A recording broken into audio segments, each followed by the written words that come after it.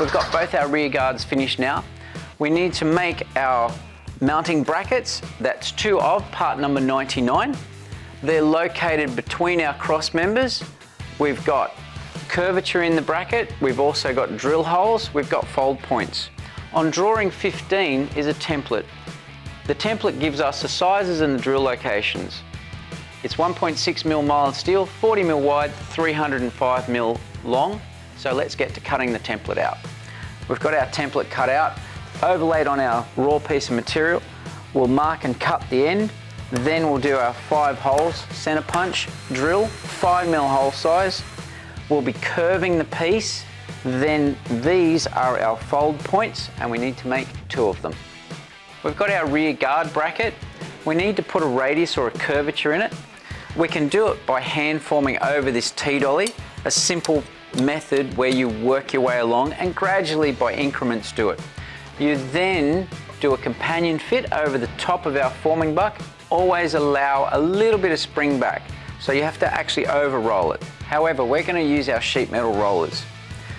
With this machine, we can get a constant radius curve simply by adjusting the back roller up using our thread screw adjustment, and we can also measure the height to make sure this is parallel.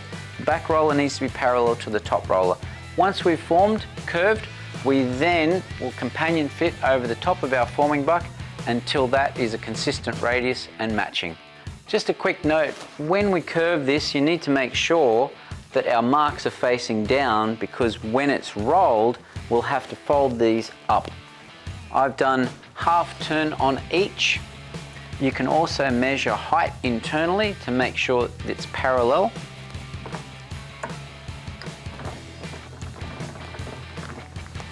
And just keep fitting it against our buck.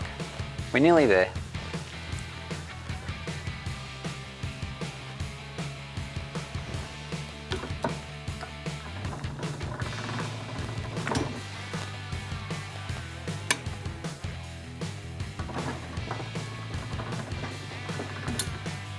Using the rollers has made this job very quick, simple. It's a nice consistent roll and fits our radius perfectly. The next thing we need to do is fold the ends up. With our guard bracket mount, we just need to flatten the end a little bit because our cross members timber perfectly flat vertical surface. So each end needs to be dead flat.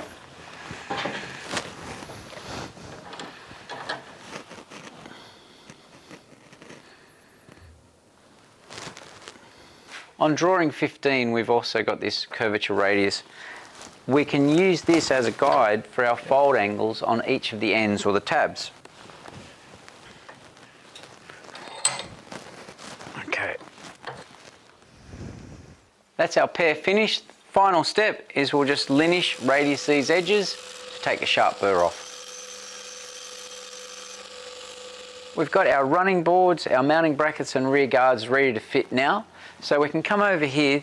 The next thing we'll be doing is fitting a lining so that everything fits correctly, orientation to the wheel, mounting our mounting bracket into our cross members, and also orientating the guard directly from the back of the car. First step, we need to assemble, fit our running board sill panel onto the chassis.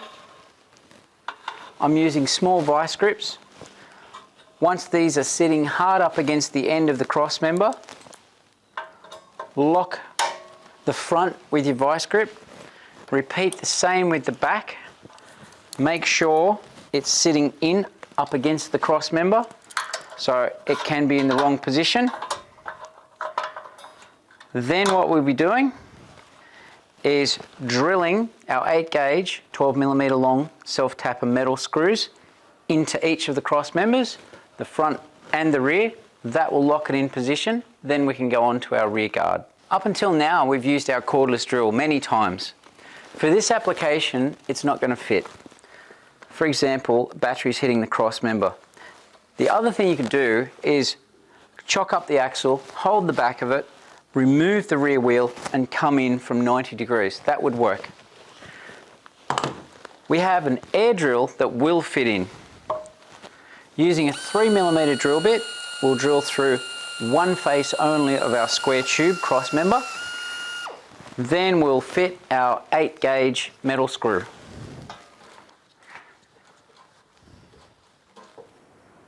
When setting up the rear guard, you may require the assistance of one other person.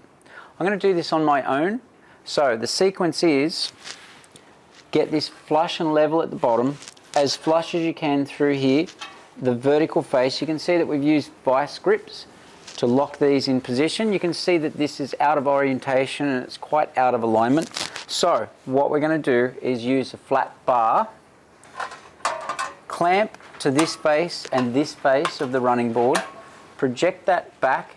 We then will hold it down to our set height of 180 millimeters. Then we'll clamp this and then we'll orientate this so it's level and square. I've got the guard clamped through the running board, aligned up to the rear.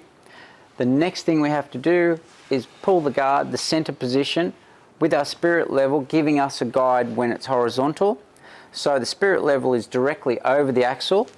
Orientate until it's horizontal. Keep some downward force so that it's set at your height. We can then highlight this with some black texture.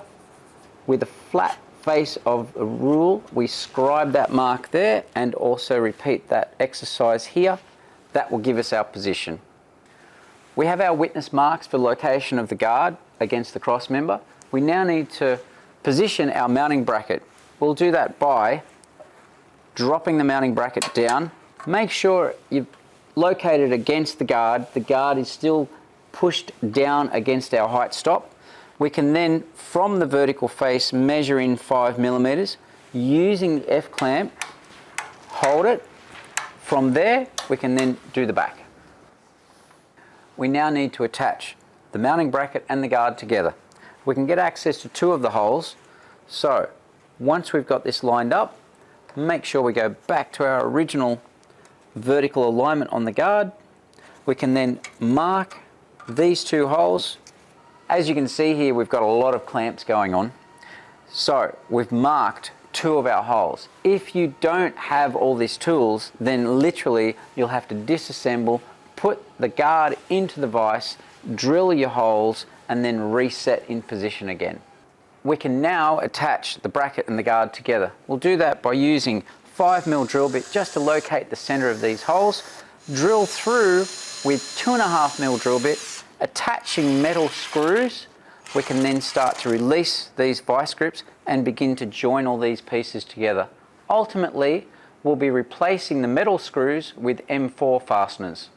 I've attached the bracket and the guard together using our metal screws. Using a wood screw, we can also join our metal bracket to the cross member, removing that clamp. Then we can move forward, drilling our holes, attaching and removing our clamps. We can now go ahead and release our guide. With our previous drilled holes that we did in the running board, we can put a pilot hole through. Then using metal screws, we can join the rear guard and the running board together. That's our rear guard attached now to the running board and the bracket and the cross members. Notice that we've kept a good orientation clearance to the wheel. We've also kept our alignment with the running board. We can go and attach the other guard now. Then we can go ahead and make our front guards. We've completed our rear guards now. We're up to part number 105, a pair of front guards. We're up to drawing 16. This is the information for our front guards. We'll need to cut out template T20. It's 630mm long by 100mm wide. We need 2 of. We can then transfer that information onto our sheet metal, and we'll be doing it the same way as we've done for the rear guard. We've got our sheet metal cut out. We have our swage lines, fold lines, all the information around the nose, but to form it or shape it, we'll need another forming buck. We've got our front guard forming buck back from Ezio. We also have template T20. We've cut out 2 blanks. The first one that we'll do is by hand. The second one is machine made. The 2 differ slightly from each other. The front section here are made completely different, from handmade to machine made. With our hand formed guards, I've cut out template T20B, the nose or the lip for the front of the guard. Mark it, cut it out of another piece of 1mm mild steel. Over here we have template T20. The red radius here is the outside of the lip where it gets folded down. So we need to cut that out, scalpel, and fold this back and then mark it. Now I've marked the outside nose. The reason is because we can't successfully remove this section without damaging the entire guard. So we're disposing of this, not damaging the internal. This one here, we're going to mark the inside line, the outside line. So we're going to keep that smiley face section. That will be used on the guard. We're ready to start cutting the waste away on both sections. First of all, we're going to do this piece. Do not cut inside the dotted line. Remember, we're going to need this. It has to be very neat. It will be welded together later. We've got our first handmade guard cut out. Now we're ready for the process of manufacturing it. It's identical to the rear all the way through until we get to the front. That's where it's different. So start at the rear by a slight fold angle here, locating on the back. Then we'll do our edges, the two outside edges. From there, we'll introduce our hammer form, steel strip. This needs to be drilled, countersunk into the wooden hammer form. We can then, with our caulking tool, introduce that swage, the same as we did on the rear guard, and we'll be finishing at the front by forming our nose piece and then welding the two together. I've just finished forming the front nose section of the guard over our hammer form. The next piece is we need to bend or form the lip of the nose on the guard. It's not dead vertical, it's slightly angled forward. So therefore you can see here that we will have to start to form or shape. The middle section is good, we're going to have to shape the outside sections to then meet or match the guard.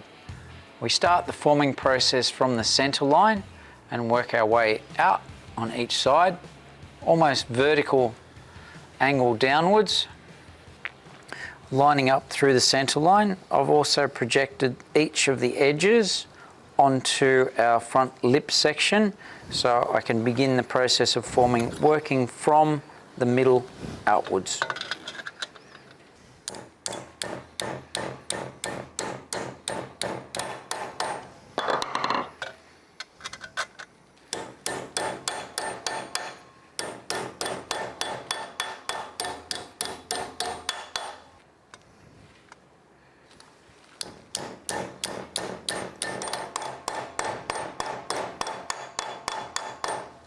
We've got the lip of the guard at about a 90% fit. You can see there's a couple of areas that are not quite right. However, through the middle there is perfect. That's ready for welding. Over in the back corners here, that's also ready for welding. So what we can do after that's welded or tacked, then we can start to problem solve as we go around with our hand tools. The quickest way to do this process, as I said, is tacking. Then what we've got to do is fix all these minor misalignment problems and then we can finish welding it.